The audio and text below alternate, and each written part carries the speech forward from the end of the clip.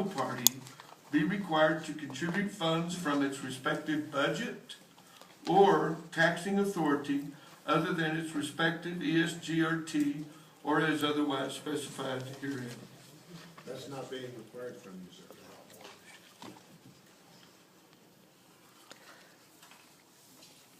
How do you interpret that? You're not being required to allocate anything from the county general fund to meet the terms of this contract. Sir, when you first came to us, you were asking for $63,000. Is that not from our budget? That was a recommendation. Okay, and now you just want us to shove it all onto the citizens of the county. It's your choice, sir. Okay.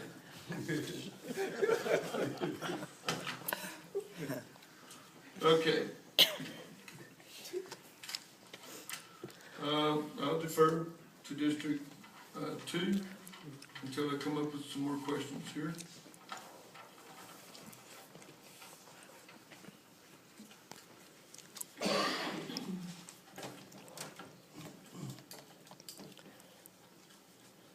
You know, it's complicated because you have your cities, you have your towns, and those are easy to take care of because everybody is an isolated section. I don't see how putting it out and letting a private hauler, I mean, unless they're willing to lock themselves into a 3-year contract to say this is what they're gonna do. I own a business, and the price of stuff goes up on me every day. And you know, those people that are out further, I don't see how we're going to be able to cover Torrance County as a whole and let people pick and choose whether they want to pay or not. I'm kind of trying to wrap my mind around how we're gonna, how all that's gonna go down. So if you have an answer to how that all is all gonna happen, that we have all of these people in the county and we're gonna let people pick and choose whether they want a private hauler or not. How's that gonna happen? They pick and choose now. Yes. But as the private hauler, the private hauler is going to then give us a dollar amount and say this is what we can do. And are they gonna be locked into that amount, or after a year, they're gonna come back and go, wow, price of gas, price of this, price of that, and then they're gonna up the price on all of the taxpayers that are sitting out there, that are further out and aren't living in the cities or the towns, that it's easy for them to just go one house after another. Commissioner Tucker, perhaps, well, I don't know what perhaps, but there's not any conversation on a private hauler. There's not any conversation except that price comparisons show that for what the solid waste is charging, we can have curbside service.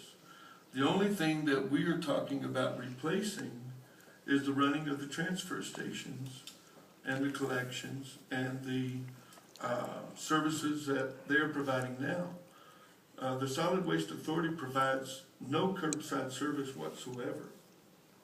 So what we are talking about is not gas prices. We're not talking, and as far as a 3-year contract, it would be pretty simple just to put that in the RFP, to ask for a 3-year contract.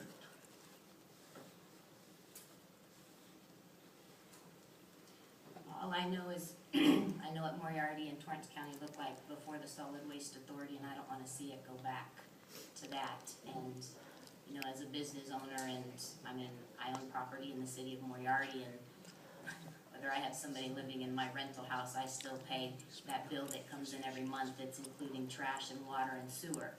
I mean, it's a part of living, it's a part of, I don't know, maybe I just have a different thought process than most, but I'd rather see our community stay clean and have people have different places. And I don't know, I mean, the people that I've talked to, a lot of people that I've talked to that come in the restaurant, you know, they don't mind. There's a lot of people that have the private hauler and also utilize the Solid Waste Authority. Those are the people that are coming to me saying, you know what, I don't have a problem with what's going on.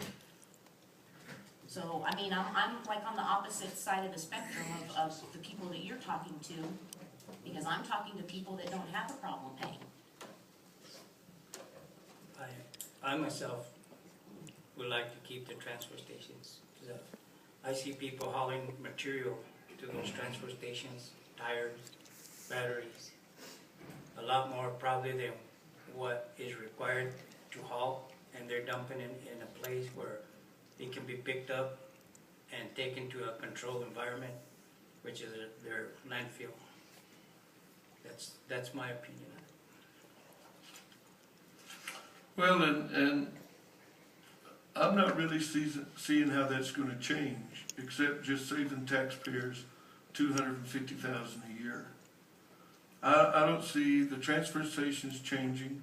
I don't see going out to the solid waste or to the landfill with the trash that is generated by the transfer stations. I don't see any of that changing. All I see changing is the people that are running it, because they've priced themselves out with wages mainly to administration. And I'd like to know, Wow. do we currently have a contract with our union? Is that what's driving the wages up? Mr. Ellis?